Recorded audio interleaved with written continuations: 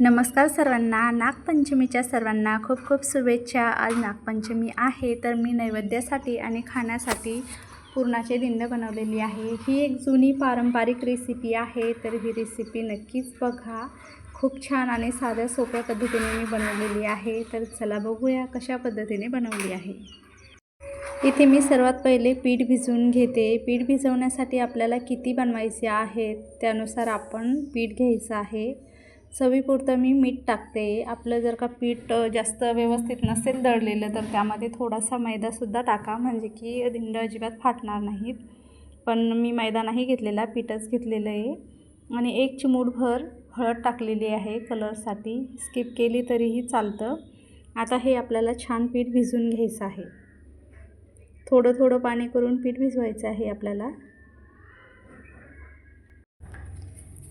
बघू शकता असं छान मळून घेते आता मी आणि दाखवते। हे बघा असा गोळा मळून घेतला आहे मी, जास्त घट्टही नाही आणि जास्त पातळही केला नाही आहे, कारण आपल्याला त्याला मुरण्यासाठी ठेवायचा आहे अर्धा 1 तास भरून, म्हणजे छान मुरतो तो। तेल लावून घेऊन छान मळून आता मी अर्धा तासासाठी तरी ठेवून देणार आहे। बघू शकता आपल्याकडे वेळ नसेल तर थोडा वेळ ठेवून तरी आपण लगेच बनवू शकतो, पण माझ्याकडे वेळ होता त्यामुळे मी ठेवलं होतं। पीठ किती छान भिजून तयार झालेलं आहे आपलं, बघू शकता। अर्धा तास ठेवलं होतं मी पिठाला। तोपर्यंत पुरण मी ऑलरेडी बनवूनच घेतलेलं होतं। पुरण कसं बनवायचं हे तर आपल्या सर्वांना माहितीच आहे, पण तरीसुद्धा पुरण कसं बनवायचं तर माझ्या व्हिडिओ चॅनलवर रेसिपी आहे, तुम्ही नक्की बघू शकता पुरणपोळीची। तर हे पुरण मी गूळ आणि डाळ मिक्स करून घेतलेलं आहे, वेलची पूड, जायफळ घातलेलं आहे आणि बारीक दळून घेतलेलं आहे। आता आपण चला बनवूया दिंड। दिंड बनवायसाठी मी एक कोलपाट घेतलेला आहे आणि छोटासा गोळा घेणार आहे मी आता। जास्त मोठा पण नाही घ्यायचा आणि जास्त छोटा पण नाही घ्यायचा। मोठे छोटे आपल्या आकारानुसार आपण करू शकतो, तसं काय नाही। तर मी एवढा गोळा घेतलेला आहे आणि छान त्याला लाटून घेणार आहे, बघू शकता।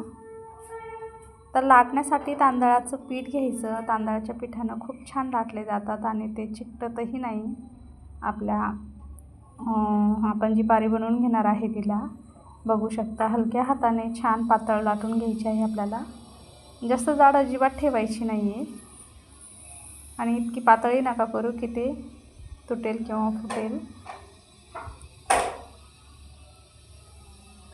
बघा अशी लाटून घेते। खूप छान आणि पारंपरिक रेसिपी आहे ही, नक्कीच बघा। एक जुनी आठवण आहे। आता सध्या कोणी बनवतं कोणी नाही बनवत, पण नागपंचमीच्या दिवशी तवा चुलीवर ठेवायचा नसतो, अशी जुनी परंपरा आहे।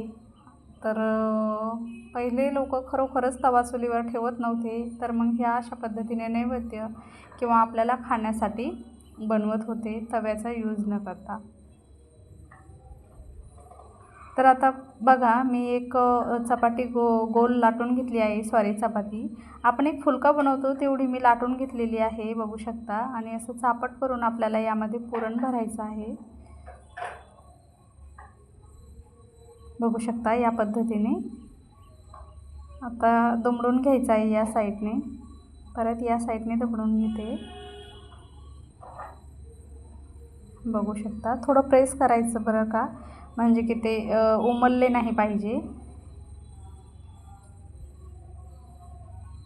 बघा या पद्धतीने।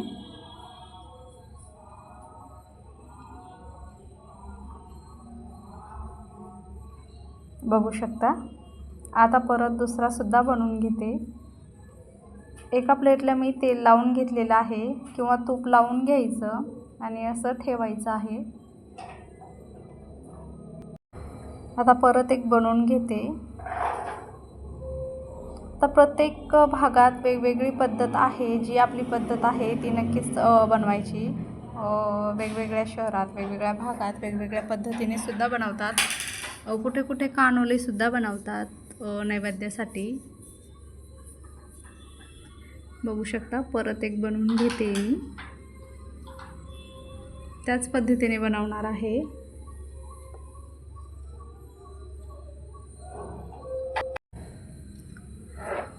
परत दुमडून घेते.